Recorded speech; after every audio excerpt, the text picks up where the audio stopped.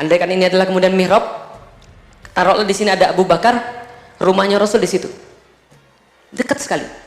Dari situ diungkapkan kemudian tirainya, Rasul melihat para sahabat tertawa. Kemudian para sahabat kemudian melihat Rasulullah SAW, kemudian para sahabat kemudian melihat Rasul, kemudian merasa senang. Hampir sholat mereka kemudian terganggu dengan itu. Wahai Fatimah, tenang. Setelah ini bapakmu tidak akan lagi sengsara. Setelah ini bapakmu tidak akan lagi merasa sakit. Fatimah nangis menjadi-jadi. Nah, kenapa? Karena hidup Rasulullah SAW tidak pernah tidak sengsara. Siapapun Anda, kekuasaan Anda apapun, pangkat Anda apapun, duit Anda sebanyak apapun, catat kata-kata saya, titik paling tinggi manusia itu 40 tahun. Kenapa 40 tahun? Karena itulah yang menjadi waktu Rasulullah diangkat jadi Nabi. Dan di dalam Al-Quran itu ada satu ayat khusus doa orang-orang yang sudah sampai 40 tahun. Jadi 39, yang 39. Yang 39, nanti hafalin ya. Nanti ada ayatnya di dalam Al-Quran untuk 40 tahun. Jadi dibaca ketika sudah berumur 40 tahun. Nah, kenapa? Menurut orang Cina, sebelum saya masuk Islam, bapak saya cerita, menurut orang Cina, ada orang sudah sampai 40 tahun dan dia nggak jadi siapa-siapa, kemungkinan besar sampai mati dia bukan siapa-siapa. Lah kenapa? Karena 40 tahun itu Rasulullah tuh dibina, ditempa sampai umur 40 tahun, sesempurna-sempurna manusia jadi nabi. Karena sudah lengkap al-amin, sudah lengkap cerdasnya, sudah lengkap segala-galanya. 40 tahun. Bisa difahami? Coba lihat. 0, 40, 80. Cocok? 0 baru lahir, 40, 80 mati. Cocok zaman sekarang? Cocok. Enggak cocok Ustaz, katanya 60 sampai 70. Oke, 35. 0, 35, 70. Cocok? Tapi ambil 40 boleh? Coba lihat manusia. Lihat manusia ya.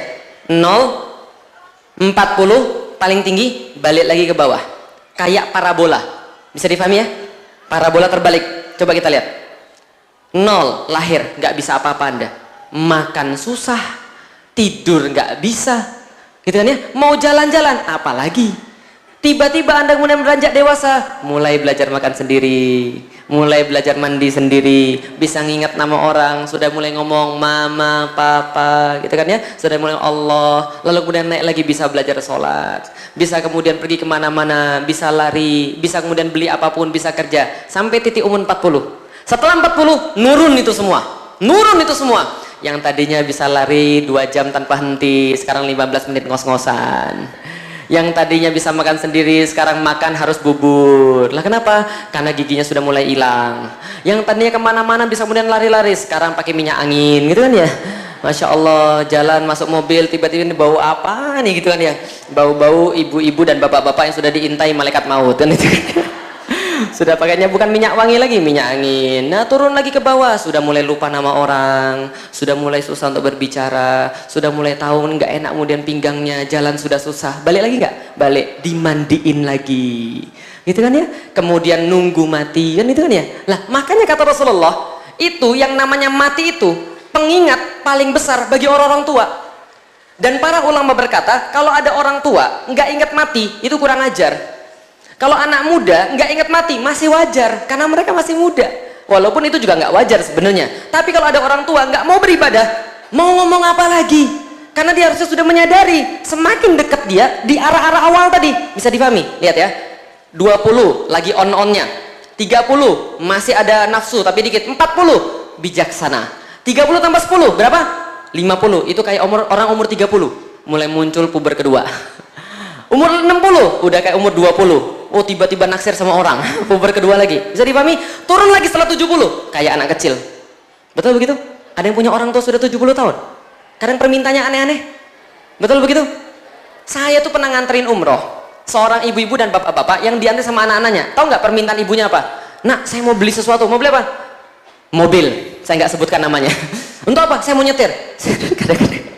Tapi kalau Anda sudah punya orang tua sedek kayak gitu, temenin baik-baik. Itu sudah tanda-tanda sudah deket. Lah kenapa? Karena sudah balik lagi. Makanya kalau ada orang tua sama cucunya main-main, itu klop. Lah kenapa? Karena sudah sama frekuensi otaknya. Bisa difahami? Kadang-kadang nangis sendiri. Kadang-kadang kalau nggak diperhatiin sama anaknya dikit aja rasanya sakit hati. Kadang-kadang menelpon cuma pengen dengar suaranya anaknya. Apa bedanya sama anak kecil? Enggak, saya nggak mau bukan menghina orang tua, tidak sama sekali. Saya cuma mau ngomong sama Anda, sadari atau tidak sadari, hidup Anda itu turun setelah 40. turun ke tempat yang namanya mati. Bisa difahami Ibu sekalian. Lah inilah kemudian hidup manusia semuanya begitu, nggak ada yang terkecuali. Maka kemudian Rasulullah Shallallahu Alaihi Wasallam kemudian mengingatkan kepada kita, berapa lama perantauan kita? Dalam satu ayat Allah bertanya, berapa tahun kan lamanya kamu tinggal di bumi? Pada orang-orang yang baru dibangkitkan. Kam labistum fil ardi adada sinin. Wahai manusia yang baru-baru bangkit itu, berapa lama kalian tinggal di bumi? Maka coba lihat, jawabannya coba lihat. Pertanyaannya berapa tahun? Berarti harusnya jawabannya sekian tahun. Betul kan ya? Tapi jawabannya bukan tahun. Labisna yauman au ba'do yaum. Enggak ya Allah, kami enggak tinggal tahunan. Kami tinggal di bumi itu cuma sehari atau setengah hari. Kami enggak merasa tahunan. Padahal Anda semua hidup di sini tahunan. Betul begitu? Ada yang sudah 60, ada yang sudah 40, ada yang sudah 20. Saya 33 tahun hidup di bumi. Tapi ketika mati, kita enggak akan merasa kecuali cuma sehari atau setengah hari. Setengah hari atau sehari pol maksimal. Bisa dipahami Ibu sekalian? Dalam ayat yang lain kira-kira juga sama. Berapa lama kita tinggal di bumi? Mereka merasa di yaumil kiamah tidak tinggal seolah-olah melainkan sebentar saja, di waktu sore atau pagi hari. Sama, setengah hari, sehari. Dalam ayat yang lain sama, di waktu kemudian apa? Di waktu siang hari mereka saling berkenalan. Berarti sekitar 2,5-3 jam saja. Bisa dipahami Ibu sekalian? Kita merasa hidup kita lama, 60-70 tahun, tapi sebenarnya sangat singkat sekali. Kenapa sangat singkat? Lihat, di hari manusia merasa hidupnya sangat singkat. Kapan hari itu? Yaumil, tahu yaumil kiamah ibu-ibu sekalian? Nih yaumil kiamah, gambaran saja. Padang Masyhar, tempat seluruh manusia dikumpulkan.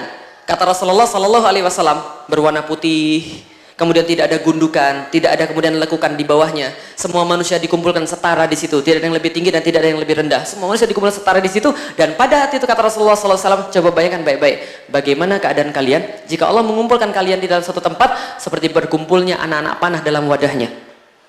Tahu anak-anak panah dalam wadahnya? Berhimpit-himpitan satu sama lain tanpa jeda. Dan pada waktu itu kalian dikumpulkan selama 50.000 tahun dan dia sama sekali tidak mempedulikan kalian. Dan kalian semua telanjang, kata Rasulullah.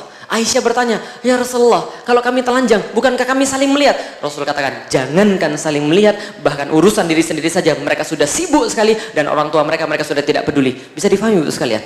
Matahari dikatakan sejengkal di atas kepala. Seluruh manusia, kata Rasulullah, tenggelam dengan keringatnya sendiri sampai batas telinga atau sampai batas hidungnya, sehingga mereka harus begini untuk kemudian bisa bernafas. 50.000 tahun Ibu sekalian. Lama atau sebentar?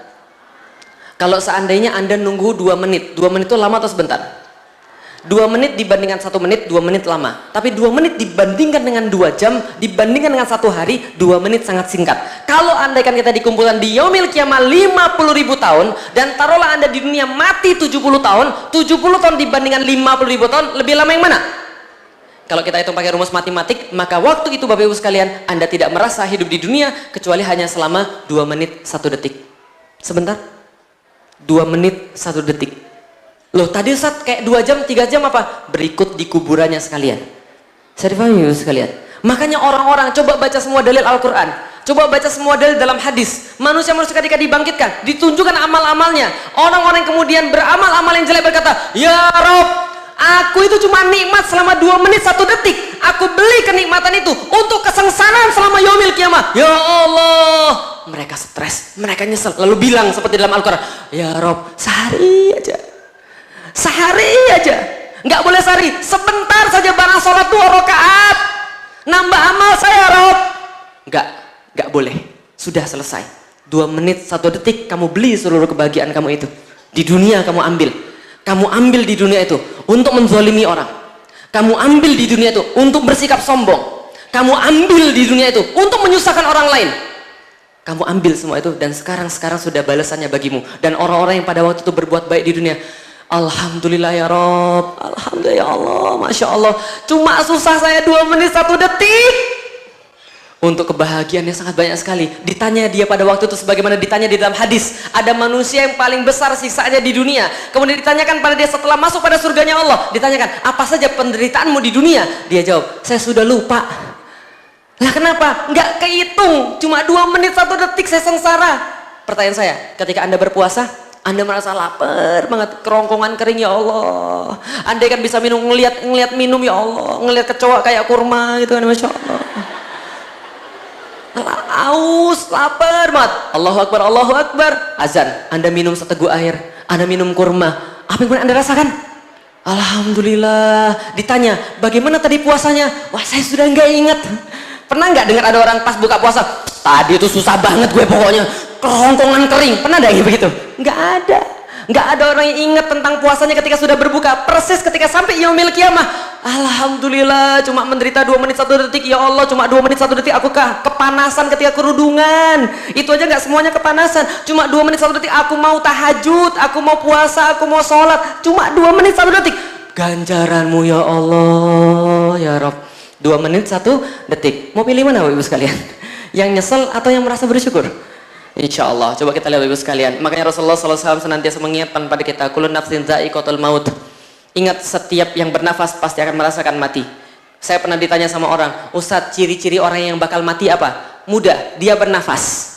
Jelas? Karena kata Allah, setiap yang masih nafas dia bakal mati. Bisa difahami Ibu sekalian. Fa idza jaa ajaluhum la yastakhiruna sa'atan wa la yastaqdimun. Dan kalau sudah datang ajalnya, engkau tidak akan dapat memundurkan barang sesat dan engkau tidak akan dapat memajukan barang sesat. Jadi jangan takut untuk apapun. Bisa difahami Ibu sekalian.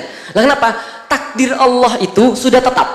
Rasulullah SAW menyampaikan, kebenaran yang engkau sampaikan tidak mempercepat ajalmu, tidak menyempitkan rizkimu. Kalau Allah pengen memberi kamu rizki, nggak ada yang bisa menghalangi manusia daripada itu. Dan kalau Allah pengen mengambil nyawamu, manusia tidak ada yang bisa menghalangi. Bisa difahami Ibu sekalian? Itu akidah, itu tauhid. Maka takut kepada makhluk itu haram hukumnya. Bisa difahami Ibu sekalian?